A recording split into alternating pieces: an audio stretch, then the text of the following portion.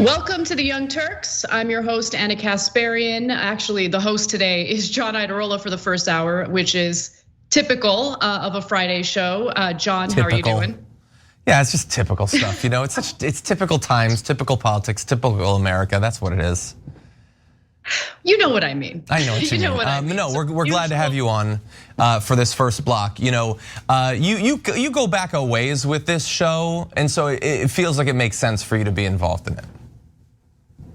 So when I was pretty much frozen and trying to really take in what's happening today, I needed someone to do what John did this morning, which was give me a call and encourage me to do what I really wanted to do, which was be on the show today. So we will have a power panel after the first block. I just felt it was important for me to come on the show that I host on a daily basis to talk about the big news, the big terrible news. And then we'll move forward with other stories related to the reversal of Roe v. Wade. The rundown is important today, to say the least. So if you're watching us live, please share the stream, like the stream, do what you can to get the message out, because now more than ever, it's really important that we stick together, that we fight together and do what's necessary to reverse, in the very least, the damage that the Republican Party and the theocratic zealots in this country have been doing, the damage they've caused.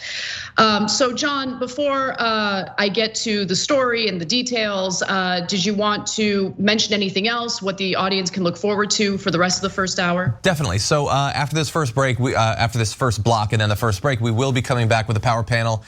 Farron Cousins and Kyla Frank are going to be joining us. We're going to be talking a little bit about looking ahead to what else the Supreme Court will be coming for rights-wise in the near future. We've got a little bit of updates on gun control. And hey, you remember Deborah Birx? Turns out she still has stuff to reveal. She was testifying before Congress this week, and we have some pretty interesting revelations. So we'll break that down and more after this first block. Well, let's get right to it. The big news story of the day, which will have consequences for possibly generations to come.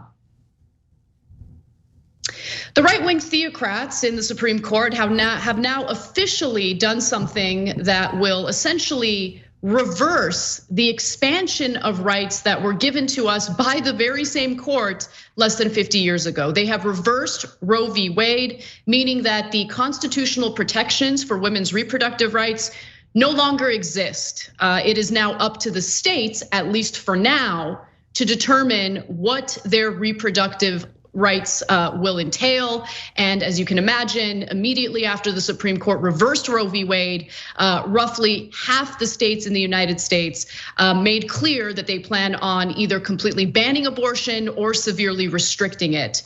Now, I want to give you some of the details on what we learned after this reversal. Joining Alito, obviously Alito, conservative justice, were Thomas and Justices Neil Gorsuch, Brett Kavanaugh, and Amy Coney Barrett. The latter three justices are Trump appointees. Thomas first voted to overrule Roe 30 years ago. 4 justices would have left Roe and Casey in place. Now the vote was 6-3, so obviously it was divided along ideological lines, 6-3 to uphold the Mississippi law, which effectively bans abortion past 15 weeks. But Chief Justice John Roberts did not join his conservative colleagues in overturning Roe. He wrote that there was no need to overturn the broad procedures to rule in Mississippi's favor. And I would argue that he was right about that, but it didn't matter. There is a strong conservative majority in the Supreme Court, and they get to decide to strip us of our rights. And I want to also note that this is unprecedented. This is the first time the Supreme Court is rolling back rights that had been expanded by the Supreme Court decades earlier. Okay, so we're moving backwards. This country is devolving. Women's ability to make decisions about their own bodies have been stripped away from them. And for all of the right wingers that are telling you, it's okay, everyone calm down. It's up to the states now. It's up to the states to decide. Well, these anti-reproductive rights zealots are currently working on what their next agenda item is, which is ensuring that the federal government codify the ban of reproductive rights, the banning of women being able to make decisions about their own bodies. And considering the unbelievable corruption and incompetence of the mainstream Democratic Party, there's really no fierce opposition preventing the right wing from doing what they've clearly stated they intend to do. So the liberal justices obviously dissented with this decision, with the majority decision, and they write, with sorrow for this court, but more for the many millions of American women who have today lost a fundamental constitutional protection, we dissent, they wrote, warning that abortion opponents now could pursue a nationwide ban from the moment of conception and without exceptions for rape or incest. And let's just make something very clear here. I've said it before many times, I'll say it again. This is not a debate or a discussion about life and death. We have had the distinct pleasure of experiencing the right-wing death cult in this country during the global pandemic that has killed over 1 million Americans. They couldn't be bothered to put a piece of fabric on their faces temporarily to save people's lives, to stop the spread of a lethal virus. They couldn't be bothered with that. They argued that that was too invasive, that it was a violation of their bodily autonomy. Oh, it was a violation of their liberties. Take a look at what happens to a woman's body, both during pregnancy and during childbirth. And try to compare that to the very easy action of putting a mask on to protect people from dying due to a contagious virus. Nah, these people, they were never, ever sincere about wanting to protect life. They watch us die day in and day out based on their policies, based on their refusals to take care of the American people when they're down on their luck. How many people die of poverty in this country? How many Republican lawmakers have fought aggressively to cut down whatever is left of our measly, minuscule social spending programs, which overwhelmingly help children living in poverty? And then they turn around and they tell us, no, we want to control women's bodies because we care about lives. They never have cared about lives. This is really about power and control. And if you look at the roots of the anti-choice movement in this country, you will learn that it was never, ever about protecting lives. It was all about ensuring all of these right-wing organizations, all of these religious leaders came together to force their ideology upon all of us. And that we're dealing with the consequences today.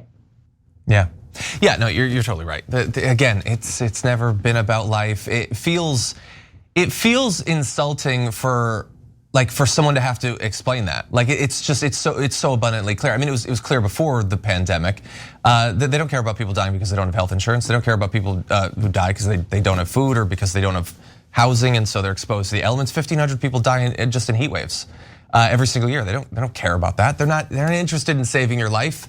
There are gonna be women who die directly because of this in red states, women who desperately need abortions to save their lives. They will be left to die if they can't get access to one in those states. And they will gladly watch those women die. They won't care at all, let alone everything that you said about the pandemic. I mean, thousands of people were dying every day for month after month after month after month. And it wasn't just that they wouldn't get vaccinated or that they wouldn't wear a mask.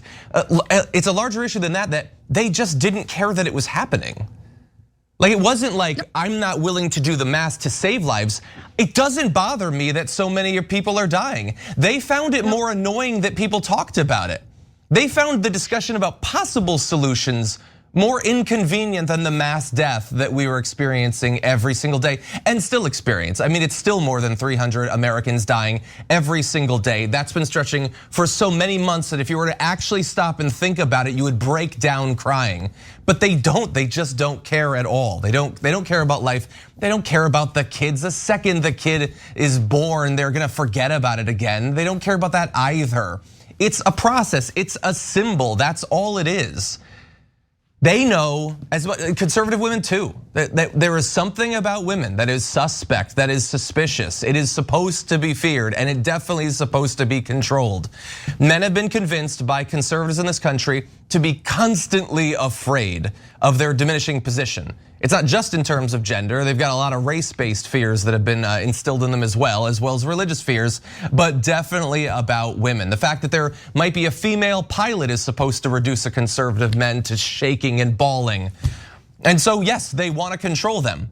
And importantly, they will get no pleasure from this in the end. Have you noticed that Republicans are never any happier after they win? You know, when no gun control happens, they're more scared and angry after. When Trump won, they were more angry than they were during the Trump years, and there's a reason for that. It is because when you pursue in politics things that have no effect on your life and only have a negative effect on other people, it necessarily cannot improve your lot in life. Conservatives who right now are tweeting about how great it is that the hoes are gonna learn, and I'm sure you've seen many tweets like that.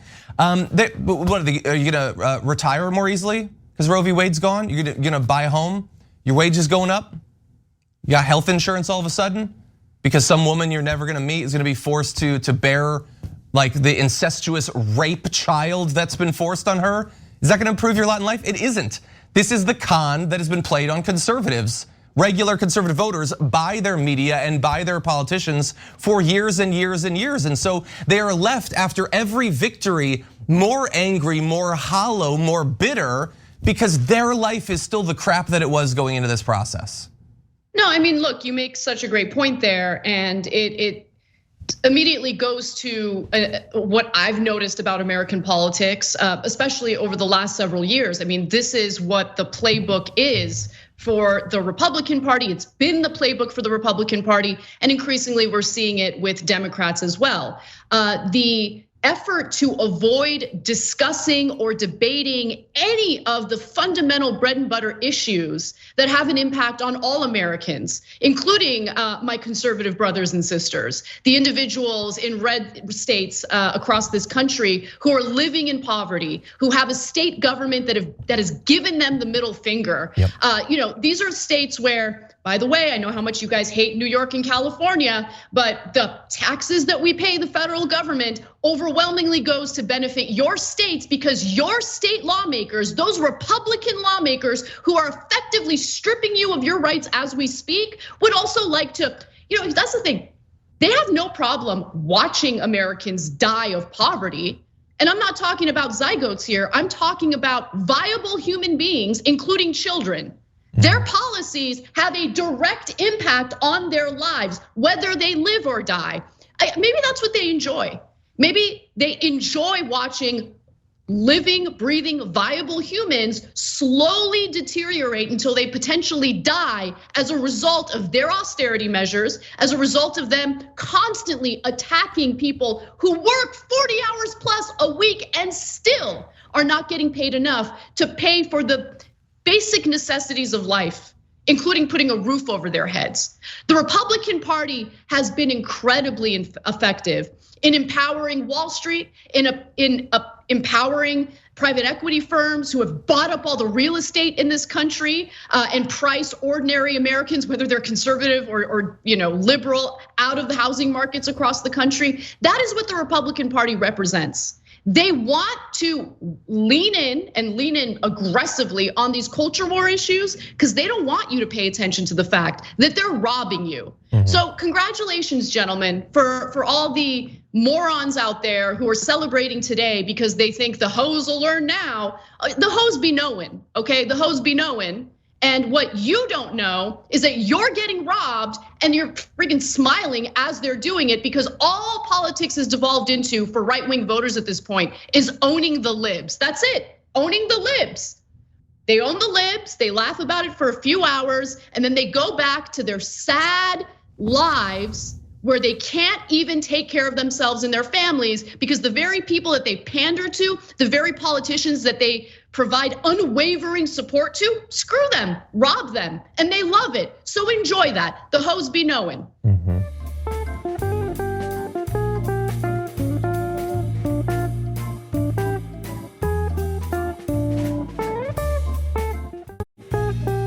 Yeah,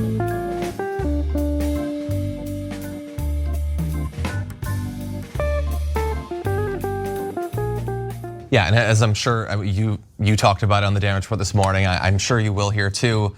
What we're identifying, what the right does, the con that they play on their own voters, is obviously effective. It's kept the Republicans, in power in some time, them in their individual seats and all that. It's gotten them the Supreme Court and all that. It's also, in theory, one would imagine very easy to beat if you had a competent party that could offer an actual alternative. Like the Republicans don't want you to focus on the economic state of your life.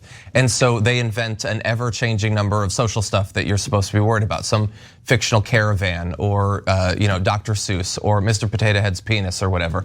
They will have that. That's how they con their people. And then the Democratic Party just points at them and says, wouldn't it be terrible if they were in office? Now, like imagine what if we had one party that actually cared about what your life was like and cared that your wages keep losing out against inflation more and more so every year. Like how easy would it be to beat that? They don't care about you. Let's just be very clear. They don't care about you. They don't care, and not just you, John, all of us. The Democratic Party, the mainstream Democratic Party today gave us a massive middle finger. Okay, with Joe Biden, and Francesca will talk about this on the show later in I believe the second hour. But Joe Biden's speech today was, man, this really sucks. You should really elect more of us so this doesn't happen. You guys are in charge. What are you talking about? Nancy Pelosi sending out the fundraising emails immediately. What a gift. What a gift to the Democratic Party. Time to fundraise. What an awesome issue that we can campaign on, fundraise on, and then do absolutely nothing about. And by the way, speaking of Nancy Pelosi, I'd like to share the double middle finger that she gave the American people today by reading a poem from a member of the Israeli military. Let's watch. From time to time, I quote this poem by Ehud Manor. He's an Israeli poet. I met his wife when I've been in Israel. He says, I have no other country, even though my land is burning. Only a word in Hebrew penetrates my veins, my soul, with an aching body and with a hungry heart. Here is my home. I will not be silent, for my country has changed her face. My country has changed her face. I shall not give up on her. I shall remind her and sing into her ears until she opens her eyes. Clearly, we hope that the Supreme Court would open its eyes. John, clearly she hopes that the Supreme Court will open its eyes. Clearly she hopes. A useless, pathetic shell of a woman, step down immediately. You are not fit to lead anything. You are not fit to fight. You couldn't fight your way out of a wet paper bag. House Speaker Nancy Pelosi, including the rest of Democratic leadership, needs to step the hell down. I mean, they're holding on to power, will not let it go, and the country is suffering as a result of that. Yeah, it's absolutely pathetic. There's a concept in the parliamentary system of vote of no confidence. There's the idea, and more importantly than the mechanism, there is the idea that there should be accountability. That if you fail, even like in one important thing, even if you've been doing stuff that your party likes for a few years, and there's one big thing that you have to get done and you fail, you might step down. Like, no, she should just be in charge for years and years and years and years. Doesn't matter if anything gets done. She's quoting a poet who, like, all he has is hope. Do you know why? Because he's a damn poet. That's why he's not in charge. He's not the Speaker of the House. Like the idea that you would, like I once saw a child who said, why isn't the world better? And I thought, yes, that child is right. Why isn't the world better? That's a child, they're not in charge, you are. And I'm not saying that Nancy Pelosi can snap her fingers and suddenly the Senate will do what it needs to do. And that is often as far as any centrist Democrat, a regular voter I mean, will take this comparison and say, well, what could she do? Stop asking rhetorical questions and try to answer it. What could she do? Do you have any ideas? Between like a fantasy world where she can instantly get it done through a mechanism we don't understand and absolutely nothing, there is a broad gulf of possibility. You could do something. You could use your position in leadership. You could use your ability to get the media to pay attention. You could get the entire multi-100-person caucus of the Democrats in the House to go and just sit outside of Sinema and Manchin's offices for a couple months if necessary. God knows you're not getting anything done anyway. You've got the time. You could put the focus on the people that might be persuaded. Talking about these conservative justices as if your hope is gonna influence them is a goddamn waste of time. They weren't put there to be responsive to the people or whatever. They were put there for a mission and they just accomplished it.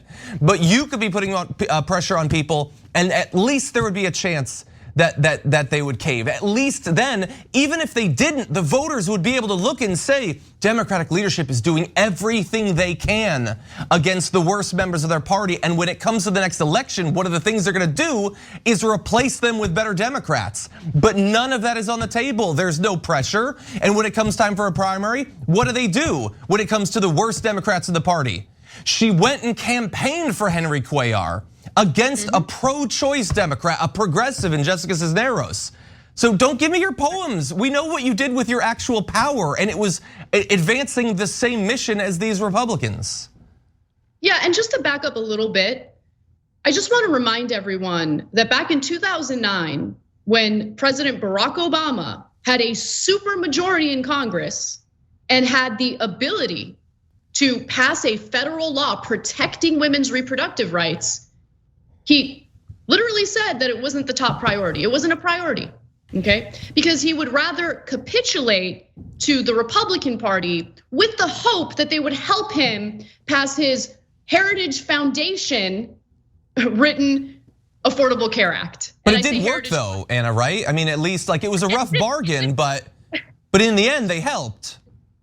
But it's interesting to see how the establishment Democrats are trying to rewrite history and feed us this revisionist garbage about why Obama didn't do it. Now, Obama didn't do it because he was capitulating to the right wing. Make no mistake about it.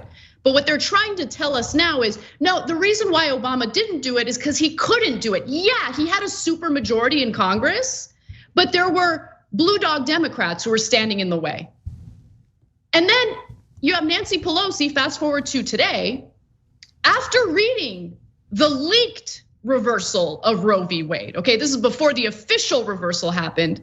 After that leak, she decides to campaign for a right-wing Democrat who, for the most part, voted along with Donald Trump when he was in power, and that's Henry Cuellar. Yeah. When she could have endorsed his progressive primary challenger, Jessica Cisneros. And who knows, maybe that endorsement would have made all the difference because that was a close race. It was. But make no mistake, we know what the Republican Party is about.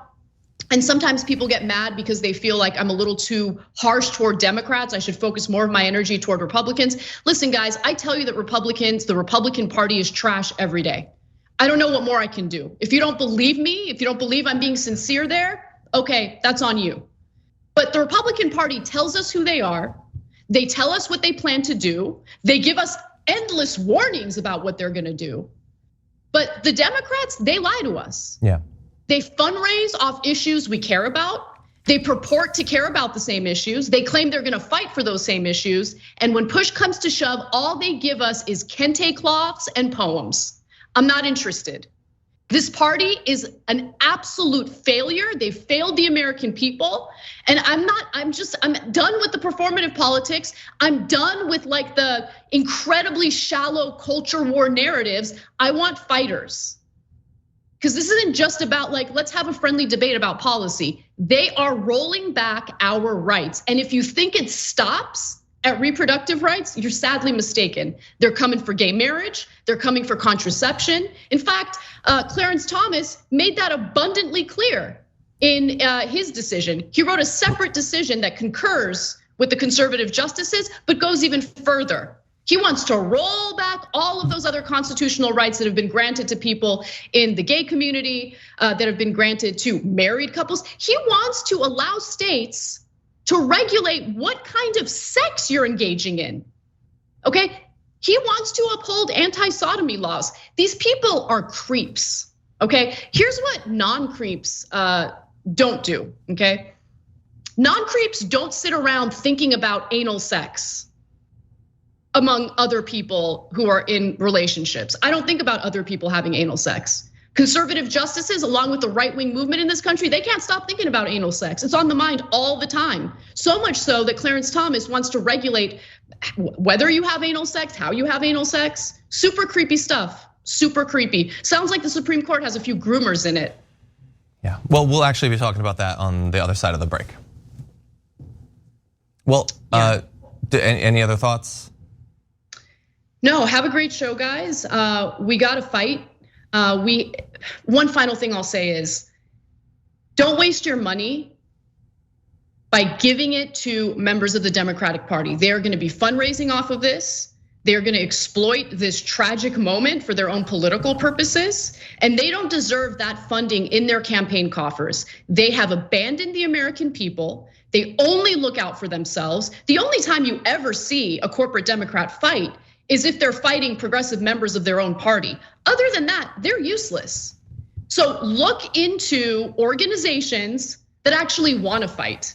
Look into organizations that are providing safe abortion access to women in red states, whether it's by covering their travel expenses or whatever it is that they do to help make this situation a little easier for women who are gonna really bear the brunt of this Supreme Court decision today.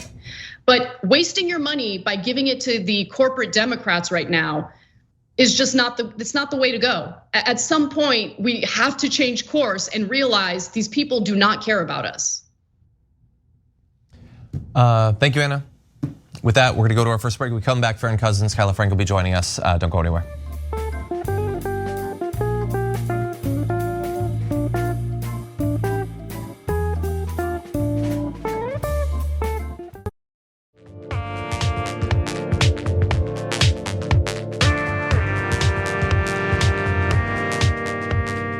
Drop it.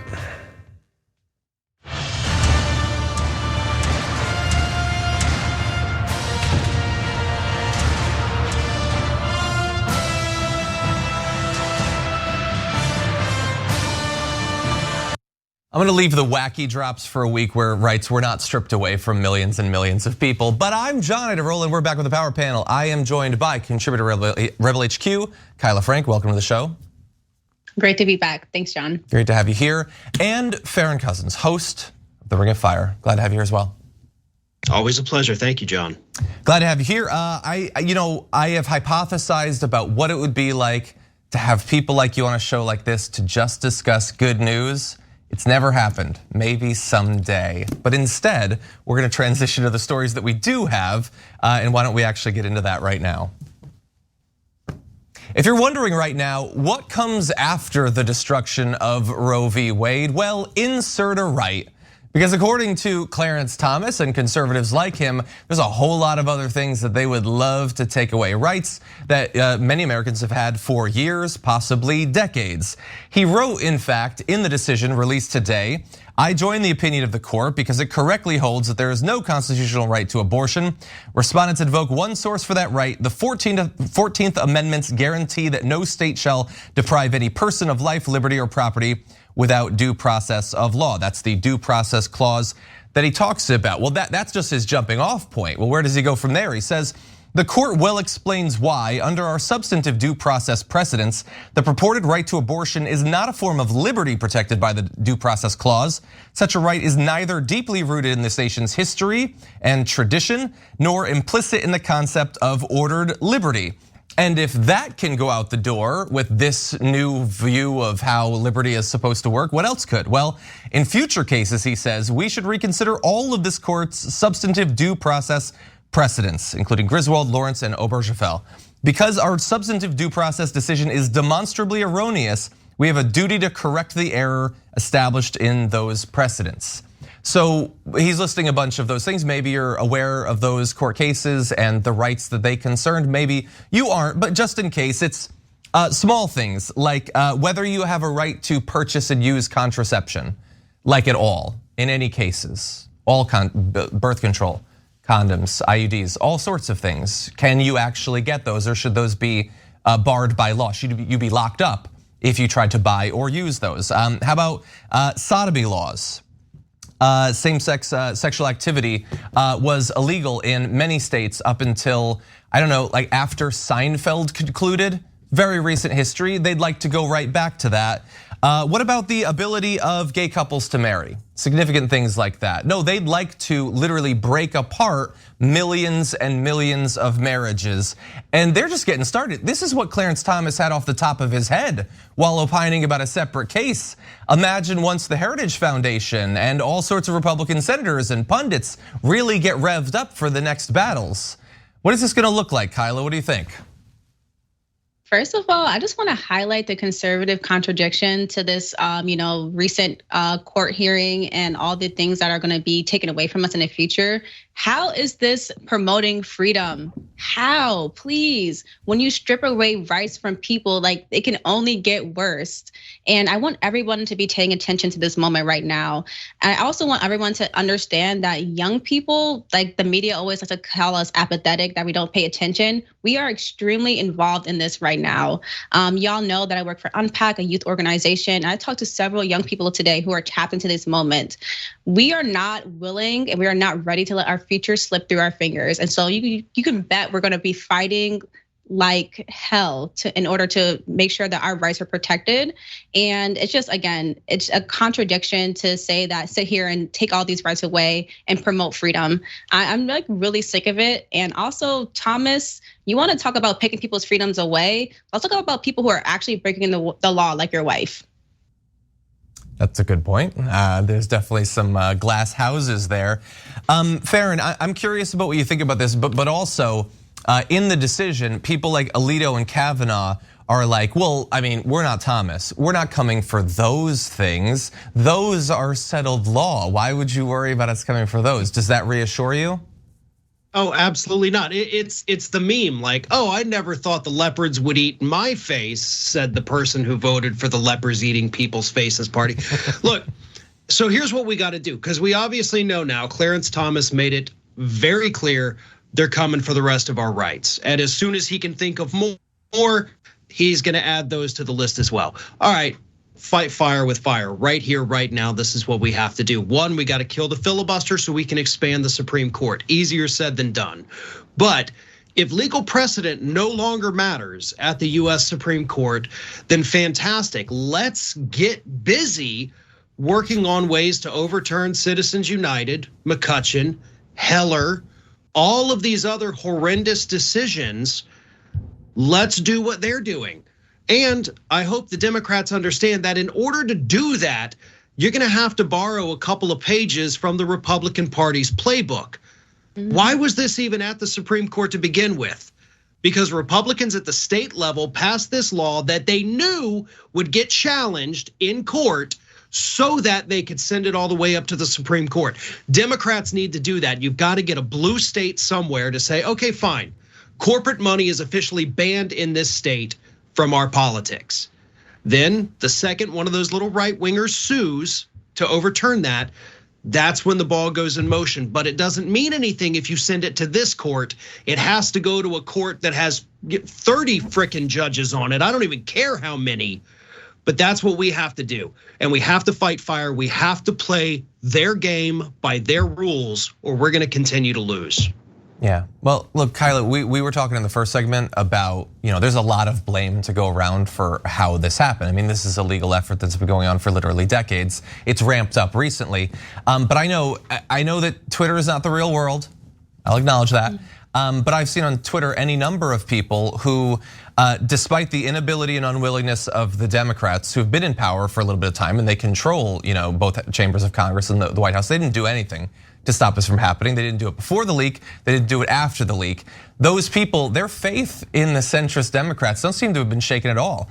They know who is to blame for this, and you know who's to blame for this? Bernie voters from 6 years ago. That's who's to blame for this. And so it makes me, like, I agree with everything Farron said about how we should fix this. And I know that we can do it, we don't necessarily need those people. But it is crazy that they could still think that no, people like Biden, Pelosi, Sinema, those are the ones we need. We have to have more faith in them. We have to love them harder. Joe Manchin, that's how we'll get these rights back that have been stripped away. What do you think? It's absolutely false. And honestly, I just want people to stop putting their faith in these centrist Democrats. They've had numerous times to get this issue correct. First of all, they need to get on their bully pulpit and make sure that their party is in line. The fact that Manchin and Sinema, and especially Manchin, he has time and time again voted down issues. The Women Healthcare Bill, Healthcare Act, Protection Act. He voted against that. That would have ensured that Roe v. Wade was codified in this country. He's voted against voting rights. He's voted against reforming the filibuster. So why do they time and time again keep putting their faith in people who have shown you that they are not interested in ensuring the rights of the people in this nation? It's ridiculous to me. Nancy Pelosi supported Coolers, who's a staunch anti-choice Democrat. So again, it's confusing me that people are still putting their faith in these people when they have dropped the ball several times. Yeah, Farron, how do we get through these? Like they still think that like Hillary would have won if Bernie, like they still, how do we get through to these people? How do you, like they don't care about the facts, what do we do? It has to hit home for them. And that unfortunately is the problem. They can stomp their feet and be, we're so mad about this ruling. But at the end of the day, a lot of these people are more of the, probably well-off, affluent liberals who are still mad at Bernie and still with her in their Twitter profiles. And they're not gonna be affected by any of this. Because a lot of these folks are also the people, I'll put it this way, I'm down here in Florida. They're not my neighbors, but in the safe blue states, they can stomp their feet and be mad all they want because they know that it's probably not gonna hurt them as bad as it is, the people down here in my neighborhood. Yeah. So it's easy for them to lose perspective on things like this when you are in that little cocoon of just other, neoliberal brunch type people. And I hate to stereotype anybody, so I apologize for that. But we all know what I'm kind of talking about here. These are the people who are super active on social media and down with Trump. Everything he did is bad. Everything the Democrats do is good. No. You have to wake up. You have to see how this is affecting everybody else outside of your gated community. And until they do that, or until it affects them personally, they're gonna keep doing what they're doing. Yeah. And unfortunately, it's gonna take a lot to open their eyes. And the most obvious part is it has to directly start impacting them for them to realize how bad it is out here for the rest of us. Yeah, I agree with your analysis. The obvious one of the baked-in difficulties here is that this sort of issue, the banning of abortion, it hurts people with less economic means. It doesn't hurt every racial demographic equally. Like it is so hard for it to be as real for some of these people that are sure they understand it. Well, with that said, we do have to go to a break. When we come back, we're gonna be jumping into a couple of different issues, including the gun control bill that was just passed, as well as we're gonna get into some more news too, possibly getting into this whole pardon situation coming out of the January 6 hearings after this.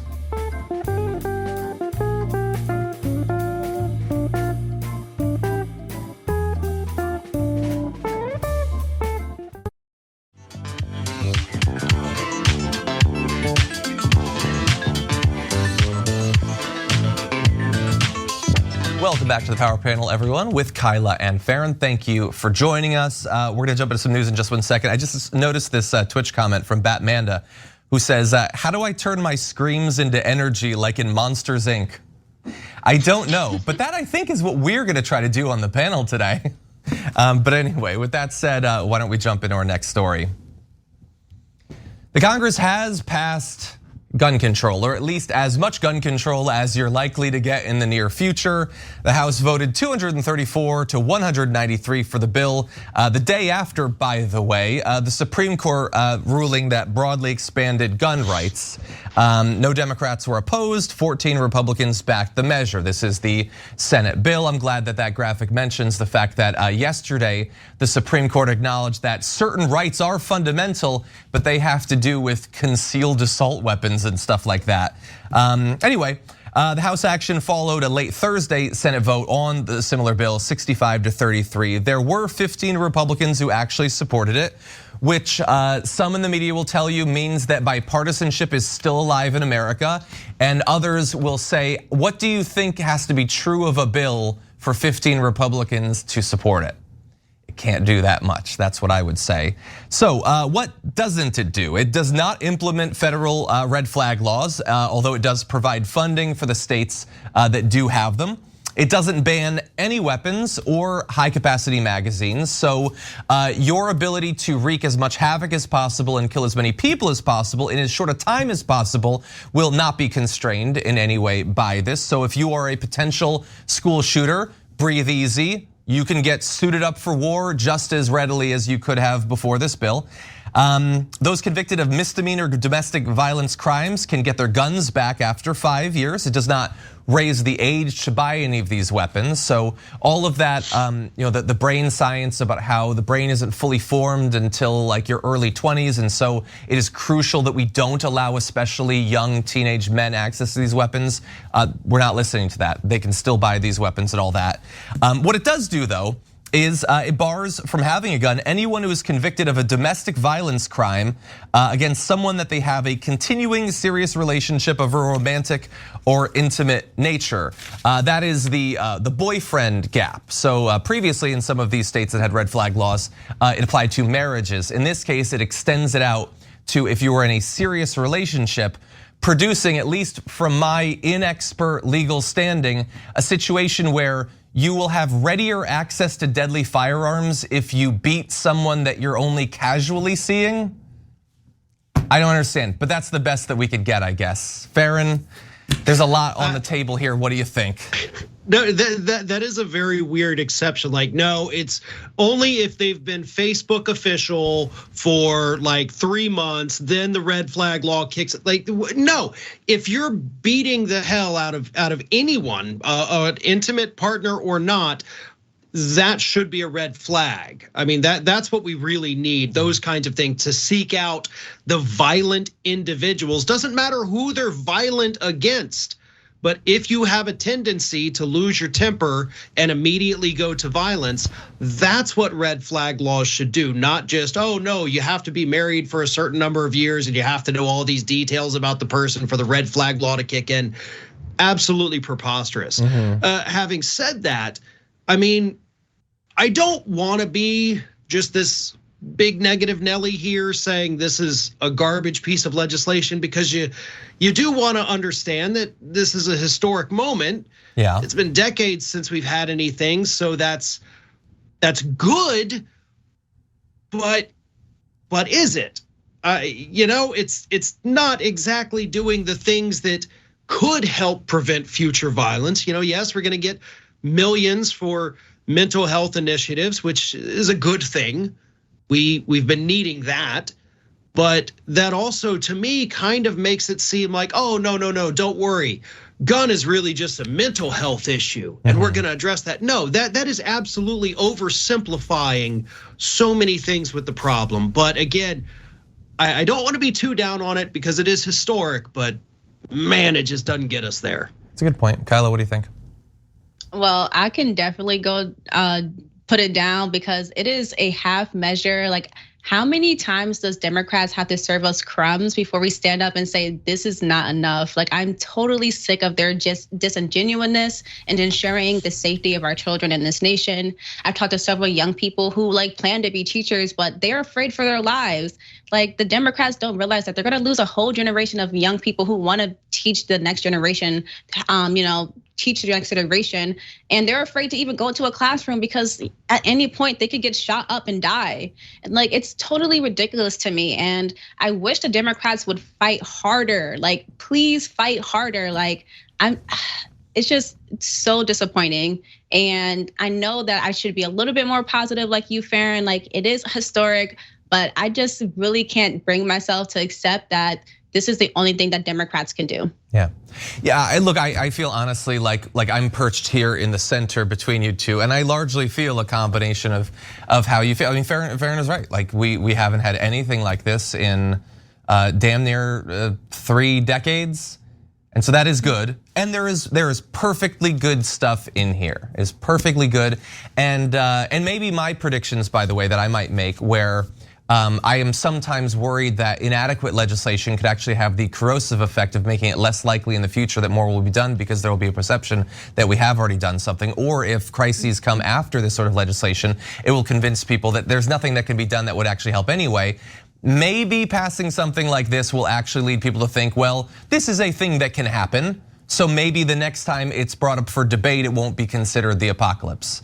We'll have to see. I don't know. And I also really hope that I'm wrong about the whole violence thing about it, because like the idea that someone could like beat their way through a Whole Foods, but as long as they weren't ready to commit with any of the people, it's fine. Like I've got to be wrong about something in this comparison. I don't know what. I'm not a lawyer. Anyway, with that said, we are running a little bit low on time, so why don't we jump into something completely different, starting with this.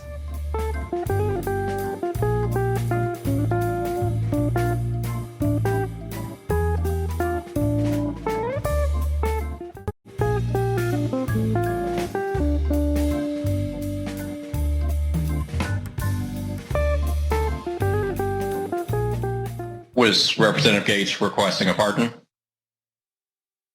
Believe so. The general tone was, we may get prosecuted because we were defensive of the president's positions on these things. The pardon that he was requesting was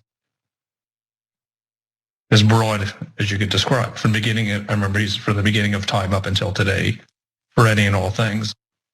You mentioned Nixon, and I said Nixon's pardon was never nearly that broad. Well, Nixon's pardon didn't need to be as broad because Venmo wasn't around for Nixon, so he didn't get up to some of the nonsense that Matt Gaetz did. But it is interesting that he wanted a pardon, but not just in relation to January 6th. That almost provided a convenient a way to start the conversation. Oh no, it's just totally about the challenge. But could you have it include everything that I've ever done in every area? That is a little bit suspicious, Kyla. What do you think about that? You really have me cracking up, John. But no, I definitely agree. He was doing a lot more than just aiding and abetting in an insurrection. Like you said, he was allegedly trafficking a minor across state lines. I'm sure he has a lot other dirty webs in his closets.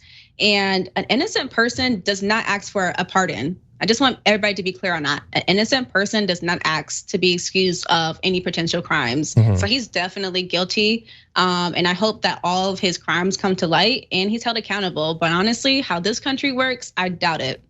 Yeah, Farron, I want to ask you about that because that's sort of my gut feeling too. That if we can bring up this first graphic, you'll see part of the email of Mo Brooks where he was basically requesting everyone involved in this, even tangentially, to be given a pardon. But Mo Brooks pitches it as, no, we don't need this because we've broken the law. We just need this because the Democrats are going to do a witch hunt against us. What do you think about that? Well, first of all, I find it interesting that Mo Brooks decided to send that information to reporters at CBS. I think that in and of itself is definitely something that we need to expand upon a little bit because Mo Brooks sent this to reporters, and I think he did it, my opinion, as a way to show that I'm ready to talk and I'm ready to show everybody what I've got. I got screwed over in my election, so I'm gonna let it all fly. So hey, more power to you, Mo Brooks. You got anything else? Keep texting it away to CBS. As for this whole excuse, like, oh no, we want to, basically a CYA moment. That's not what this is, and they know it. But they're also smart enough to understand sometimes you can't explicitly say what you want to say. You have to use the coded language. You have to try to cover it up because there is a chance always that whatever you say is going to become public. So I think that's what was really why Mo Brooks's email or letter, whatever it was framed the way it was. Like, oh no, we don't think we did anything, just so everybody knows. But these socialist Democrats, they kept calling them in the letter. Yeah, they're the ones who are going to come after us. So we just need to protect ourselves. And Matt, Matt, of course, wants to protect himself from everything that happened since the Big Bang. Exactly. And I didn't mean that way. Oh, jeez. Oh, God. Oh, no. You're going to put us in trouble. Okay, so I want to get, acknowledging that we only have a couple of minutes, I want to get both of your thoughts. The hearings are done for now. They're going to take a break. They're going to come back at some point in July. And they say, in part, they're taking this break because now there's so much new evidence. New people are coming forward based on what's been said. There's people who want to cooperate. Jamie Raskin said there's people who suddenly want to tell the truth. So that, to me, sets expectations a little bit high for the hearings in July. Kyla, do you have any thoughts or expectations about what either they will have or what they would have to have for it to merit this weight? Well, I think that I'm glad that people are coming forward with their testimonies. I hope that more information will be more incriminating to the people who embedded in this insurrection. Whether or not it'll actually result in convictions and holding people accountable, I'm still gonna be doubtful. Again, Democrats, they are just weak, they just don't have the oomph they need to actually get things done in this country. And so I'm hoping that they can prove me otherwise, but at this point in time, no one has been convicted of anything serious. So I guess we'll just have to play the waiting game. It's true. Farron, what do you think? I've been exceptionally disappointed, just to build on what Kyla said, with Merrick Garland. And even when you have, former AG Eric Holder, who is about as useless as they come, even when he's coming out and saying yeah, they kind of have the smoking gun now, what are you waiting for? It tells you everything you need to know. Yeah, they could be doing a lot. They're just not. And maybe he's waiting for everything to come out in the wash. I don't know, but I would love to be optimistic. I simply have not. However, I will say I have been very surprised, pleasantly surprised with the way this committee has come forward with this information. I've doubted them multiple times over the last, 10 months. They have proven me wrong, and I'm glad they did. I would just like now for the Justice Department to also prove me wrong and get up and actually do something about all of this massive, damning information that has come out of this committee. And I think what we're gonna see in July is gonna make what we've seen so far look like nothing in comparison. I hope so. I hope, in the words of Kyla, I hope that the Democrats get some oomph. And I hope the July hearings have a little bit of razzle dazzle. That's what I'm hoping for at the very least. Anyway, unfortunately, that's all the time that we have. Kyla, Farron, thank you so much for joining us. Everyone watching, you can see Kyla's work over at Rebel HQ. Farron, of course, is holding it down at Ring of Fire, as well as many other places. Thank you to both of you for joining us. Great to have you here, especially on a day like this. And for all of you watching at home, Francesca's gonna be taking over after this break.